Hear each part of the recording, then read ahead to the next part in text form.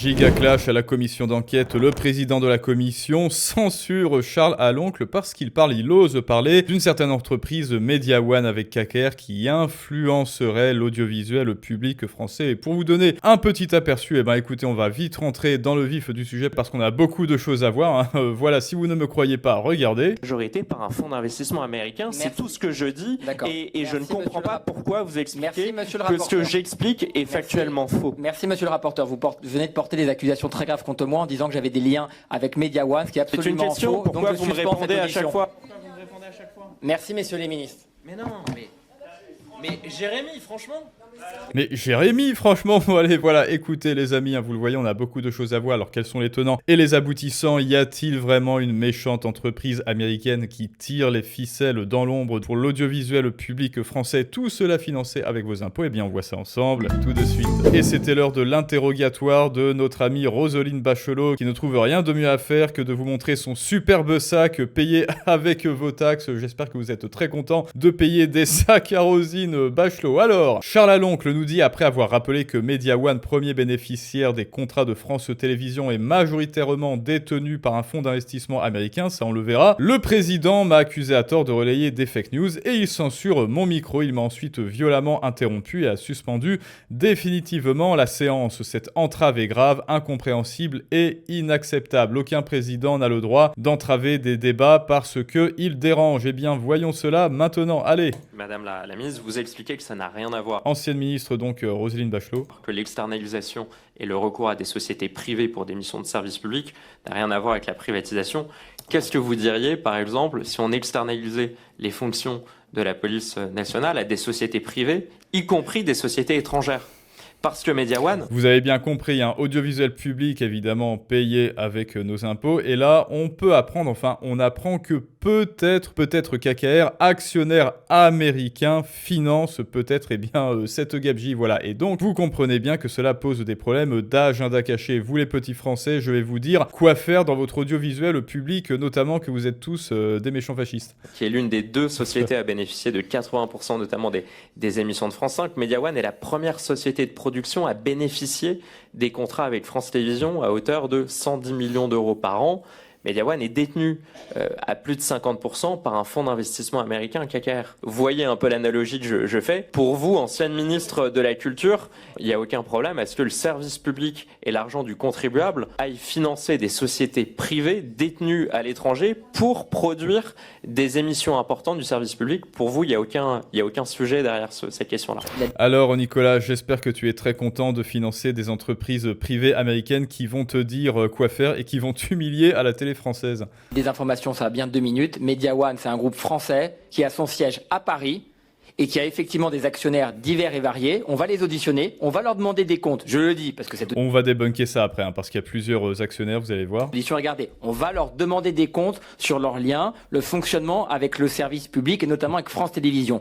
Mais arrêtez de nous faire croire que Media One est un agent de l'étranger. C'est un champion européen dont le siège est en France. On peut ensuite s'interroger sur ses actionnaires, mais ne dites pas, s'il vous plaît. Je peux aussi suspendre si vous trouvez que mes remarques sont insupportables. Monsieur le Président, vous détournez mes propos. Une entreprise... L'ensemble des membres de cette commission, quel que soit leur bord politique, les ont compris comme moi et 4 ministres de la Culture comme moi. Est-ce que vous pouvez me laisser répondre? Une entreprise, capitalistiquement,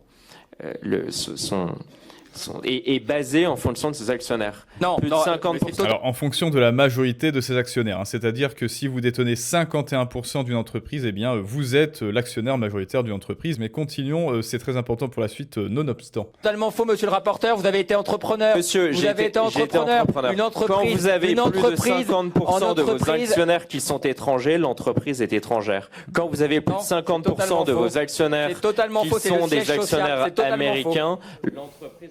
Mais monsieur le Président, j'ai l'impression que vous voulez défendre à corps et à cri Media One, et j'ai l'impression que vous vous faites le porte-parole de Media One. Je dis depuis le début que Media One est une société qui est détenue en majorité capitalistiquement par un fonds d'investissement américain KKR. C'était d'ailleurs l'une des révélations de cette commission d'enquête. Que vous ayez des liens, on le verra peut-être avec des actionnaires de MediaOne, vous pourrez en répondre. Mais MediaOne est détenu en majorité par un fonds d'investissement américain. C'est tout ce que je dis et je ne comprends pas pourquoi vous expliquez que ce que j'explique est factuellement. Là, ça monte en tension, ça monte en tension. Attention, coupure du micro dans 3, 2, 1 et... En faux. Merci monsieur le rapporteur. Vous venez de porter des accusations très graves contre moi en disant que j'avais des liens avec MediaOne. Alors, ce que j'adore à chaque fois, comme dans la dernière vidéo, c'est que quand ils s'engueulent, ils se regardent même pas entre eux. C'est une question, pourquoi vous me répondez à chaque fois?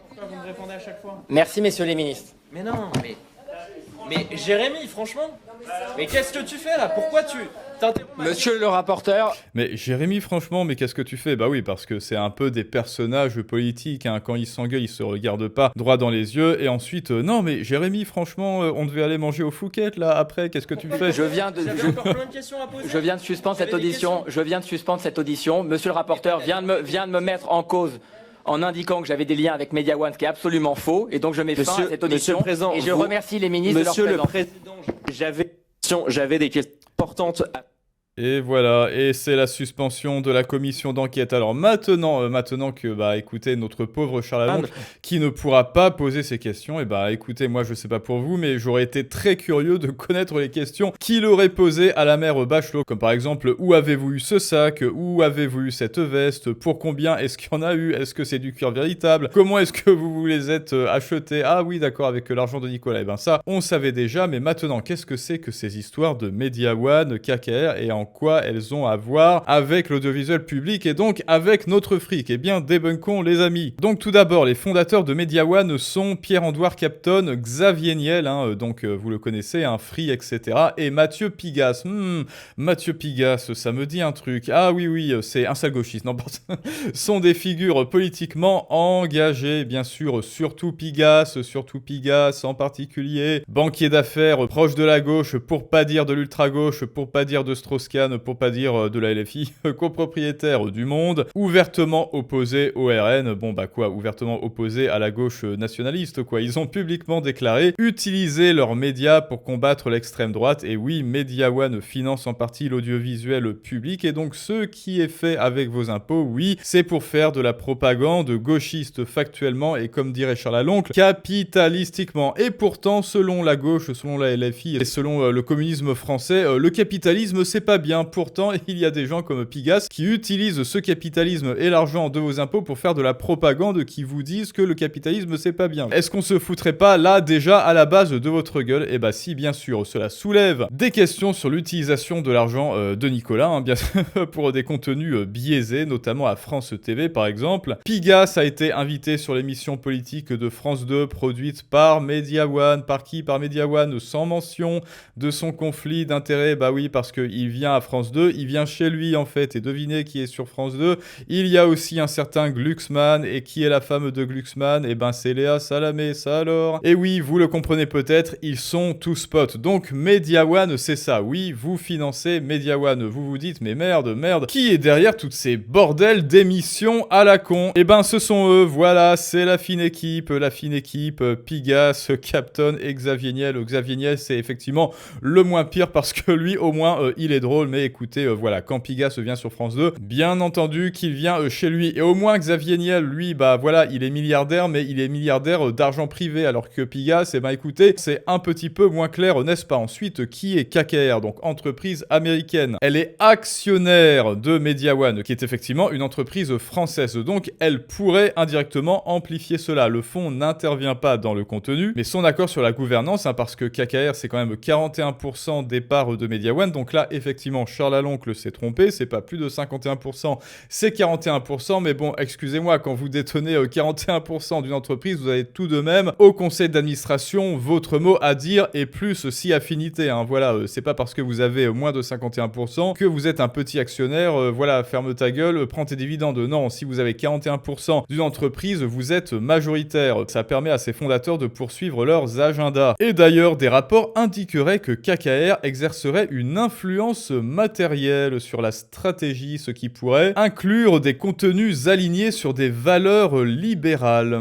Alors pro-business, non pas du tout. Libéral, ça veut dire gauche, hein, voilà. Liberals en anglais, et aux Amériques, ça veut dire gauche progressiste, bien sûr. Compatible, bien entendu, avec les intérêts américains, comme la promotion de la globalisation et la France qui va se paupériser, bien sûr, ou la critique des extrêmes. Cela pose un risque pour la neutralité de l'audiovisuel public, financé à hauteur de 850 millions d'euros en achats externes, où Media One domine. Donc maintenant, je pense que vous avez compris, c'est le soft power américain qui domine en partie, et cela soulève bien entendu des questions démocratiques sur l'usage de l'argent des contribuables, des petits contribuables français, parce que qu'est-ce qui se passe pendant que vous payez? Eh bien, toute la plus-value, entre guillemets, s'il y en a une, eh ben, revient à cette entreprise majoritairement, et donc à ses actionnaires, bien sûr, pendant que vous, eh ben, vous devez fermer votre gueule. On vous dit, Nicolas, c'est pour ton bien, France 2, France Télévisions, c'est pour ton bien, regarde à quel point c'est de qualité, alors que non, encore une fois, ils ne font que prendre votre argent de votre poche pour les mettre dans les leurs. Et on avait vu ça aussi avec Nagui, à quel point Nagui est devenu un multimillionnaire d'argent public par justement ce détournement de fonds. Et comment est-ce qu'il détourne des fonds? Eh bien, en créant l'audiovisuel public, ce qui n'a pas lieu d'être dans évidemment un pays minarchiste qui se respecte. L'audiovisuel devrait évidemment être privé, c'est-à-dire soumis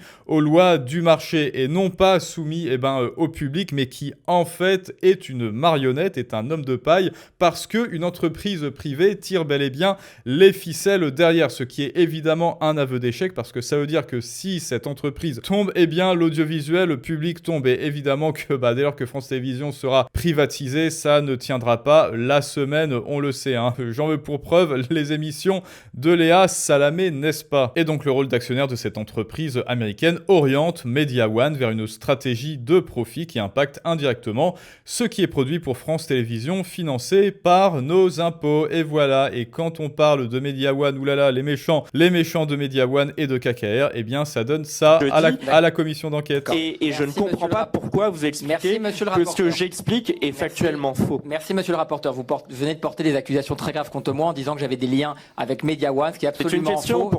Dès lors que quelqu'un est financé par l'audiovisuel public, il a, qu'il le veuille ou non, des liens avec Media One, et il a, qu'il le veuille ou non, des liens avec KKR, entreprise américaine. Vous répondez à chaque fois.